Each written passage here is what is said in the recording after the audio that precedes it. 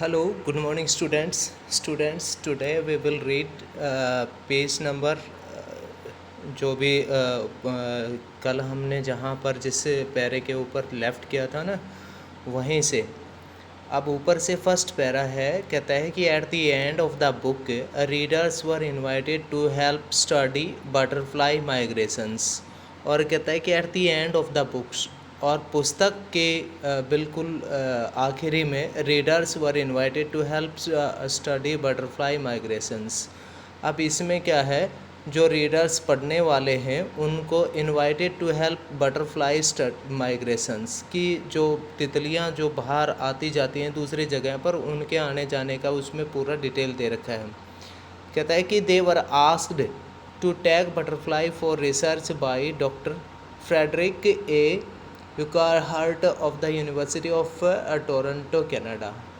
और कहता है कि they were asked to tag butterflies, और उन्हें किसी भी तितलियों के मतलब कि टैग लगाने के लिए, कोई उनका नेम वगैरह या कोई इस तरह का जो भी था वो लगाने के लिए, चिपकाने के लिए उन्हें बोला गया। किसके द्वारा?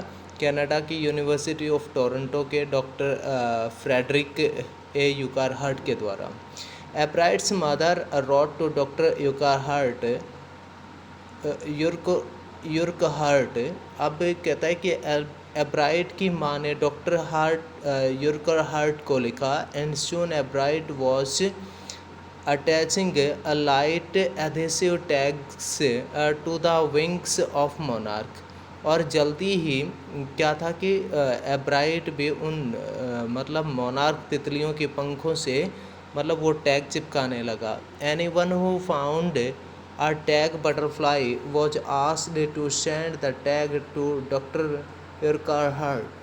कहता है कि जिसको भी वो टैग, एनी वन, जिसको भी who found a tagged butterfly, जिसको भी टैग लगी हुई बटरफ्लाई मिलती, तो उसके बाद मतलब उसे कहा जाता है कि वह उसे डॉक्टर आर्कहार्ट के पास भेज दे।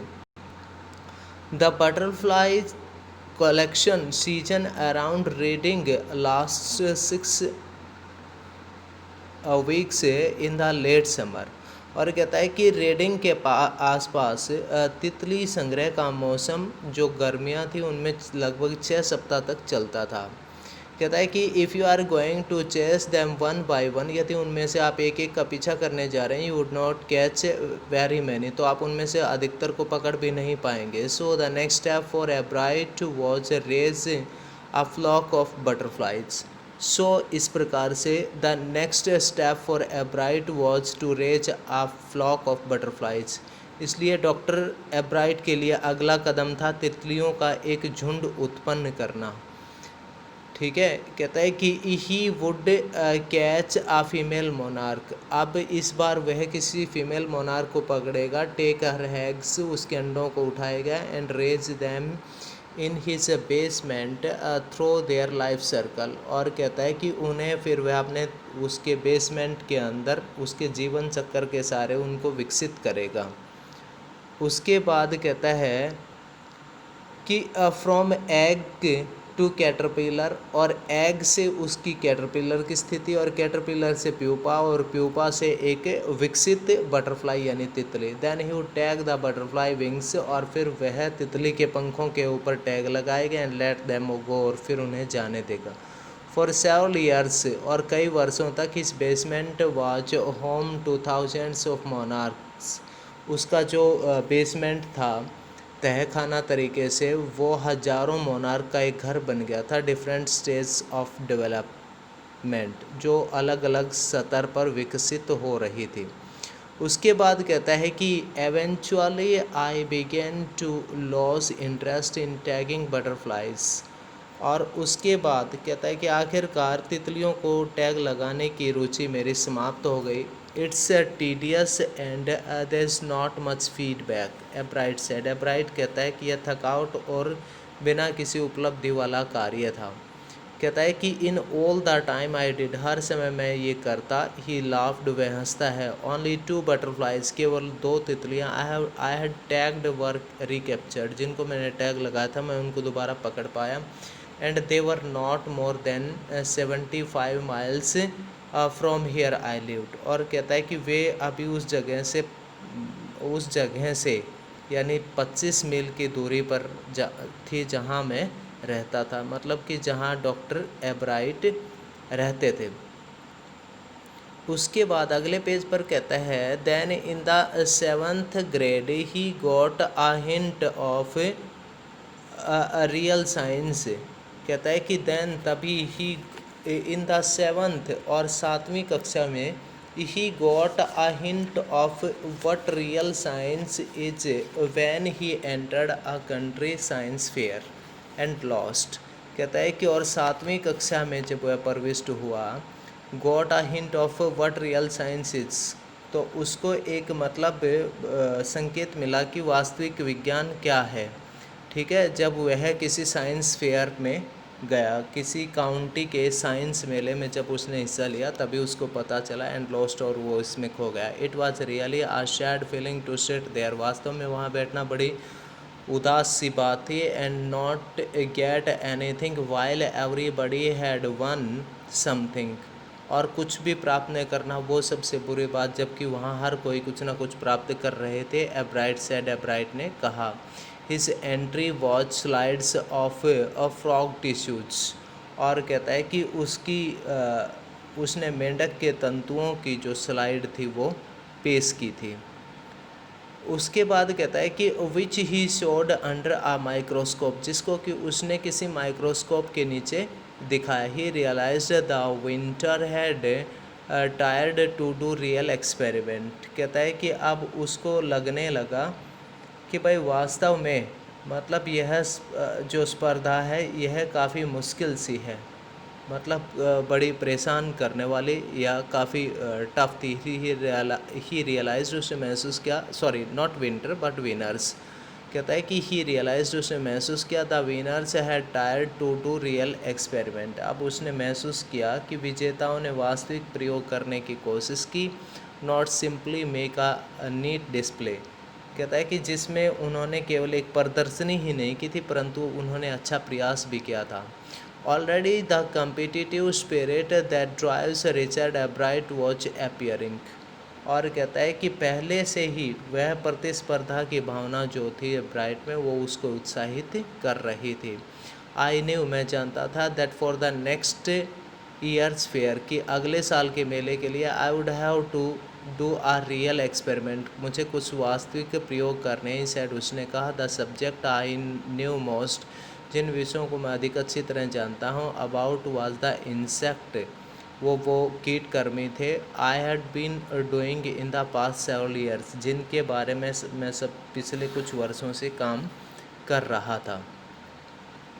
कहता है कि so he wrote to doctor Urquhart for ideas, इसलिए उन्होंने डॉक्टर ऑरकहार्ट को कुछ प्रयोगों के, कुछ विचारों के लिए लिखा। Ebright try to find the cause of a viral disease that kills nearly all monarch caterpillars every few years. Ebright ने यह जानने की कोशिश की ऑफ अ वायरल डिजीज़, कि एक कोई वायरल इससे संबंधित, ठीक है ना, मतलब कि उन्हें यानी जो कोई एक वायरल बीमारी थी उसको ढूंढ निकालने की कोशिश की, जो कि वहाँ मोनार्क के कैटरपिलर यानी उनके छोटे बच्चों को हर कुछ समय में मार रही थी। Ebright thought the disease might be carried by a beetle.